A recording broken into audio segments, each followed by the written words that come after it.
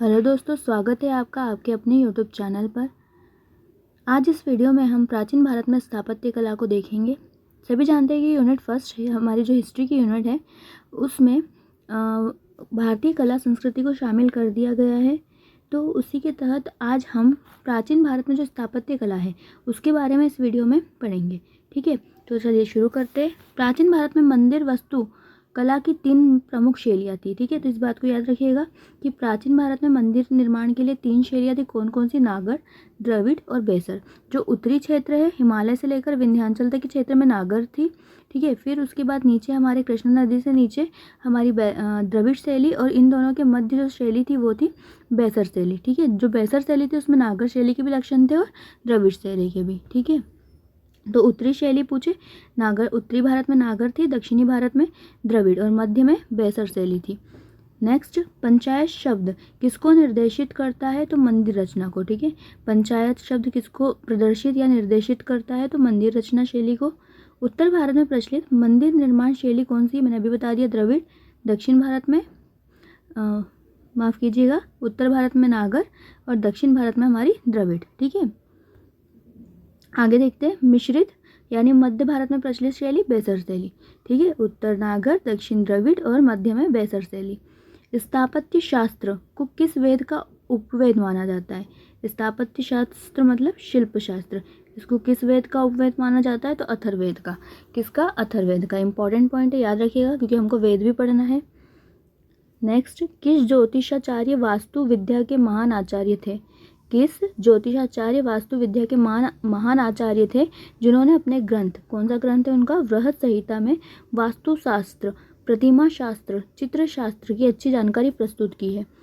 तो ऐसे ज्योतिषाचार्य कौन थे? तो वो थे वराहमिहिर, जिन्होंने क्या लिखा है? बृहद संहिता। और बृहद संहिता में किसकी जानकारी मिलती है हमको? वास्तु शास्त्र, प्रतिमा शास्त्र और चित्र शास्त्र की। नेक्स्ट क्वेश्चन, किस वैदिक कालीन देवता को वास्तुशास्त्र का प्रवर्तक माना जाता है? इंपॉर्टेंट है, कौन से वैदिक कालीन देवता वास्तुशास्त्र के प्रवर्तक है? तो वो विश्वकर्मा। कौन से? विश्वकर्मा। नेक्स्ट, सम्रांगण, सूत्रधार और युक्त कल्पतरु किस भारतीय वास्तु इतिहास के प्रतिनिधि ग्रंथों की रचनाकार कौन है? ठीक है, तो सभी जानते हैं, हमारे परमार के राजा भोज, इन्होंने क्या लिखा था? सम्रांगण, सूत्रधार और युक्त कल्पतरु। नेक्स्ट देखते हैं, सायण के अनुसार वास्तु का क्या अर्थ है? सायण ने वास्तु का अर्थ क्या बताया है? ग्रह। क्या बताया है? ग्रह। देखिए, उत्तर शैली के प्रवर्तक आचार्य में कौन कौन शामिल है? उत्तरी शैली मतलब नागर शैली के प्रवर्तक आचार्य में शंभु, गर्ग, अत्रि, वशिष्ठी, पराशर, बृहदरथ, विश्वकर्मा, वासुदेव। ठीक है, और द्रविड़ शैली के आचार्यों में ब्रह्म, चष्टा, मय, मातंग, भृगु, कश्यप, अगस्त्य, शुक्र, पाराशर, नग्नजीत, नारद, बृहस्पति, मानसार। ठीक है, और जो पाराशर है वो द्रविड़ और नागर दोनों शैली के प्रवर्तक मंडल में क्या है? शामिल है। नेक्स्ट देखते हैं, भारत में प्रागैतिहासिक शैल चित्र की सर्वप्रथम खोज किसने की थी? बहुत मोस्ट इंपॉर्टेंट पॉइंट है कि भारत में सबसे पहले खोज किसने की थी प्रागैतिहासिक शैल चित्रों की? तो आर्चिबाल्ड काराइल और जॉन काकबर्न ने, याद रखिएगा इनका नाम। फिर ऐतिहासिक रूप से सर्वप्रथम कला के क्षेत्र में पाषाण का नियमित प्रयोग किस काल में हुआ था? पाषाण का नियमित प्रयोग कला के रूप में मौर्य काल से प्रारंभ हुआ है। ठीक है, किस पुरातत्वविद ने मौर्य राजप्रासाद में स्तंभ वाले कक्ष की तुलना डेरियस के पर्सिपोलिस स्थित हक्कामनी प्रसाद से की है? तो स्पूनर ने। किसने? स्पूनर ने। और स्पूनर वही है जिन्होंने चंद्रगुप्त मौर्य को पर्शियन या ईरानी बताया है। ठीक है, तो ये भी याद रखिएगा। मानसोल्लास, सम्रांगण, सूत्रधार, अपराजित प्रश्या, शिल्परत्नम, सुप्रभेदागम, कामिकागम आदि ग्रंथ किस विषय पर है? तो मंदिर वास्तुशास्त्र पर। अशोक द्वारा निर्मित कौन सा स्तंभ लेख अद्यतन राष्ट्रपति भवन में संरक्षित है? अशोक द्वारा निर्मित कौन सा स्तंभ लेख कहाँ पर है? राष्ट्रपति भवन में। तो रामपुरवा स्तंभ लेख। ठीक है, बिहार में। और जो रामपुरवा स्तंभ लेख ये 2 प्रकार के हैं, एक लेख युक्त है और एक लेख विहीन है। जो लेख युक्त है रामपुर लेख युक्त जो स्तंभ लेख है उस पर सिंह की मूर्ति है, और जो लेख विहीन है उस पर वृषभ या बैल की मूर्ति है। ठीक है, तो इस बात को भी आप याद रखिएगा। नेक्स्ट, देवगढ़ का दशावतार मंदिर किस प्रकार का है? तो पंचायन प्रकार का। कौन से प्रकार का? पंचायन प्रकार का। और देवगढ़ का दशावतार मंदिर कहाँ पर है? तो वो है हमारे ललितपुर यूपी में। किस स्थल के शिल्प में विष्णु का वराह अवतार दर्शाया गया है? तो आप सभी जानते हैं उदयगिरि की गुफा कहाँ पर है? विदिशा में। मध्य प्रदेश की विदिशा में कितनी गुफा है? तो 20 गुफा है, जिसमें से एक और 20वें नंबर की गुफा जैन धर्म से संबंधित है। और वराह अवतार किस गुफा में है विष्णु का? तो गुफा नंबर 5। गुफा नंबर 5 में विष्णु का वराह अवतार दर्शाया गया है। किस शासक ने प्रख्यात कैलाश मंदिर का निर्माण एलोरा के पाषाण काटकर किया था? तो एलोरा में कैलाश मंदिर का निर्माण किसने कराया था? कृष्ण प्रथम ने। ठीक है, आगे देखते हैं। भीतरगांव का ईंटों का मंदिर एक ख्याति प्राप्त गुप्त स्मारक है।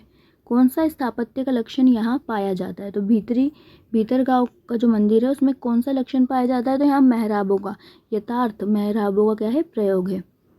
किस विधि से राज प्रथम और राजेंद्र प्रथम ने अपनी विजय का स्मरणोत्सव मनाया था? ठीक है, तो विजय की याद में क्या बनाया था? तो मंदिर निर्माण द्वारा। ठीक है, नेक्स्ट, कौन सा द्रविड़ शैली का प्रसिद्ध मंदिर पल्लव शासक नरसिंह वर्मन द्वितीय द्वारा बनाया गया? द्रविड़ शैली का मंदिर किसने बनाया ये बताना है हमको। तो बनाया है हमारे नरसिंह वर्मन द्वितीय ने। कौन सा? कैलाश मंदिर। कहाँ पर है? कांची में। तंजौर स्थित वृहदेश्वर शिव मंदिर का निर्माण राजराज प्रथम ने। वृहदेश्वर शिव मंदिर का निर्माण राजराज प्रथम ने। चोल अभिलेख मुख्यतः किन लिपियों में है? तो इनमें 4 लिपि मिलती है, तमिल, संस्कृत, तेलुगु, कन्नड़। तमिल, संस्कृत, तेलुगु, कन्नड़। ईंट पत्थर से निर्मित मंदिर स्थापत्य शैली का प्रारंभ किस काल में हुआ था?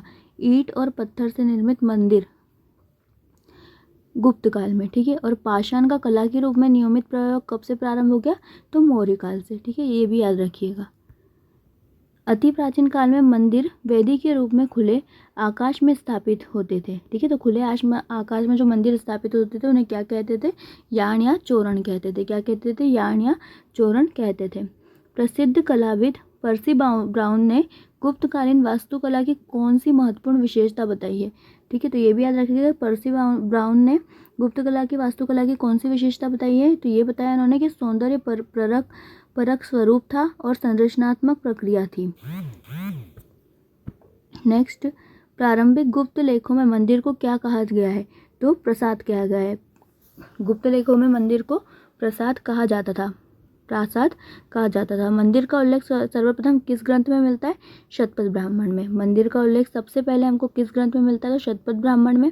ठीक है, तो आप कमेंट करके बताइए कि जो शतपथ ब्राह्मण है वो किस वेद का है, किस वेद से संबंधित है। स्थापत्य संरचना के संदर्भ में मंदिर का प्रारंभिक उल्लेख मानसार ग्रंथ में। ठीक है, स्थापत्य संरचना के रूप में पूछे तो मानसार में, पहला उल्लेख पूछे तो शतपथ ब्राह्मण में। अब गुप्तकालीन प्रमुख मंदिर और वो किस स्थल से संबंधित है, हमको ये याद रखना है कि गुप्त काल में कौन कौन से मंदिर थे। ठीक है, देखो सांची का मंदिर संख्या नंबर 17 कहाँ पर है? सांची मध्य प्रदेश में। तिगवा का विष्णु मंदिर कहाँ पर? जबलपुर मध्य प्रदेश में। दोनों ही हमारे लिए इंपॉर्टेंट है क्योंकि एमपी से है। नचना कुठार का पार्वती मंदिर अजयगढ़ मध्य प्रदेश, ये भी इंपॉर्टेंट है। देवगढ़ का दशावतार मंदिर मैंने बताया था ललितपुर यूपी में। भुमरा का दशावतार मंदिर सतना मध्य प्रदेश, इंपॉर्टेंट। एरन का विष्णु मंदिर सागर में। पिपरिया का विष्णु मंदिर सतना, याद रखिएगा। पिपरिया विष्णु मंदिर सतना में 2 होगा, एक भुमरा और एक पिपरिया। भीतरी गांव कानपुर यूपी। अहिछत्र का शिव मंदिर अहिछत्र पश्चिम उत्तर प्रदेश। सिरपुर का लक्ष्मण मंदिर रायपुर छत्तीसगढ़। बेग्राम मंदिर कहाँ पर है? दिनाजपुर पश्चिम बंगाल। द पर्वतीय मंदिर असम ब्रह्मपुत्र नदी तट पर। तेर के मंदिर शोलापुर महाराष्ट्र। खोका शिव मंदिर सतना। ठीक है, सतना में एक और हो गया हमारा खोका शिव मंदिर, एक पिपरिया और एक भुमरा। ठीक है, भुमरा पिपरिया खो, ये तीनों कहाँ पर है? सतना में। और नचना कुठार पार्वती अजयगढ़ मध्य प्रदेश। तिगवा जबलपुर। सांची का मंदिर संख्या 17 सांची मध्य प्रदेश। एरन सागर में। ठीक है, तो इन सबको आप याद करिएगा। वासुदेव शरण अग्रवाल ने किस गुप्तकालीन मंदिर को शिल्प कला का तीर्थ कहा है? किसने कहा है? पहले तो वासुदेव शरण अग्रवाल। किसको कहा है? तो देवगढ़ के दशावतार मंदिर को। कहाँ पर है? ललितपुर, यूपी में। गर्भगृह के ऊपर पिरामिड नुमा शिखर तथा एक से अधिक मंजिल वाले प्रसाद को क्या कहा जाता था? बहुभूमिक कहा जाता था। बहुभूमिक। ईंटों से निर्मित मंदिर का प्राचीनतम उदाहरण कौन सा है? ईंट से निर्मित मंदिर का प्राचीनतम उदाहरण भीतरी गांव का विष्णु मंदिर, जो कहाँ पर है? कानपुर उत्तर प्रदेश में। ठीक है, भीतरी गांव का विष्णु मंदिर ईंटों से निर्मित मंदिर का प्राचीनतम उदाहरण है। नेक्स्ट है क्वीन ऑफ केव। गुफाओं की रानी। किस गुफाओं को कहा जाता है? तो उदयगिरी की गुफाओं को। गुप्तकालीन सर्वाधिक मूर्तियां किस धर्म से संबंधित है? गुप्तकाल में सबसे ज्यादा मूर्ति ब्राह्मण धर्म और उसमें भी विशेषतः वैष्णव धर्म से संबंधित है। जे.एन. पांडे के अनुसार ईंटों से निर्मित सर्व प्राचीन मंदिर के साक्ष्य कहाँ से मिलते हैं? नागार्जुन कोंडा, आंध्र प्रदेश से। कहाँ से? नागार्जुन कोंडा, आंध्र प्रदेश से। सबसे विशालकाय जैन प्रतिमा कहाँ स्थित है? सबसे विशालकाय जैन प्रतिमा हमारे श्रवण बेलगोला की गोमतेश्वर की एकाश्म प्रतिमा है। ठीक है, इसे याद रखिएगा। दिलवाड़ा का जैन मंदिर किस तीर्थंकर को समर्पित है? तो आदिनाथ जी को। इसको आदिनाथ जी को। कहाँ पर भारतीय उपमहाद्वीप का सबसे बड़ा अर्धवृत्ताकार पूजा स्थल खोजा गया? ठीक है, तो अर्धवृत्ताकार पूजा स्थल सिरकप तक्षशिला में खोजा गया है। ठीक है, ये भारतीय उपमहाद्वीप का सबसे बड़ा अर्धवृत्ताकार पूजा स्थल है, सिरकप तक्षशिला। किस अभिलेख में सूर्य मंदिर के प्रमाण का उल्लेख है? सूर्य मंदिर के प्रमाण का उल्लेख मंदसौर अभिलेख। ठीक है, चालुक्यकालीन प्रसिद्ध गुहालेख मंदिर कहाँ है? तो बादामी में। कहाँ पर? बादामी में। नाट्य शास्त्र में वर्णित नाट्य मुद्राएं किस मंदिर में प्रदर्शित है? तो नृत्यमलाई मंदिर में। मंदिर की पांडे शैली का चरमोत्कर्ष किस मंदिर संकुल में है? मंदिर की पांडे शैली का चरमोत्कर्ष किस मंदिर के संकुल में है? तो श्रीरंगम। नेक्स्ट, प्रमुख मंदिर शैली निर्माण योजना। देखो, वृत्ताकार मंदिर योजना किस मंदिर में देखी जाती है? होयसल मंदिर में। ठीक है, तारा मंदिर योजना जयपुर का बैराट में। आयताकार मंदिर योजना दक्षिण कौशल मंदिर में। बहुकोणीय मंदिर योजना सांची का मंदिर, संख्या नंबर 17। तो सांची का मंदिर संख्या नंबर 17 किस योजना में है? बहुकोणीय में है। बहुकोणीय मंदिर योजना में निर्मित है। ठीक है, ये याद रखिएगा। नागों से संबंधित किस स्थल पर नागराज दधिकर्ण का मंदिर स्थित है? नागों से संबंधित किस स्थल पर नागराज दधिकर्ण का मंदिर स्थित है? आपको ये बताना है। तो नागराज दधिकर्ण का मंदिर मथुरा में है। ठीक है, और एमपी में भी आप नागवंश पढ़ेंगे, तो आप मुझे कमेंट करके बताइए कि नागवंश की राजधानी क्या थी। देवगढ़ का दशावतार मंदिर किस प्रकार का मंदिर है? तो पंचायतीन प्रकार का। और इसे किसने क्या बोला है? सर्वश्रेष्ठ मंदिर, या हमने भी पढ़ा था शिल्प का तीर्थ, किसने बोला है? तो वासुदेव शरण अग्रवाल ने। तो इसे भी आप याद रखिएगा। नेक्स्ट देखते हैं, मंदिरों का नगर किस स्थल को माना जाता है? तो कर्नाटक के बीजापुर में स्थित ऐहोल को क्या बोलते हैं? मंदिरों का नगर कहा जाता है। ठीक है, प्राचीन मध्यकाल में घटिका क्या थे? तो घटिका शिक्षा के केंद्र हुआ करते थे। ठीक है, तो ऐसा क्वेश्चन आ सकता है, घटिका क्या है? तो यह प्राचीन काल में शिक्षा के केंद्र थे। दक्षिण भारत में मंदिर स्थापत्य का प्रारंभ कहाँ से हुआ था? ऐहोल से। और ऐहोल को ही क्या कहा जाता है? मंदिरों का नगर कहा जाता है।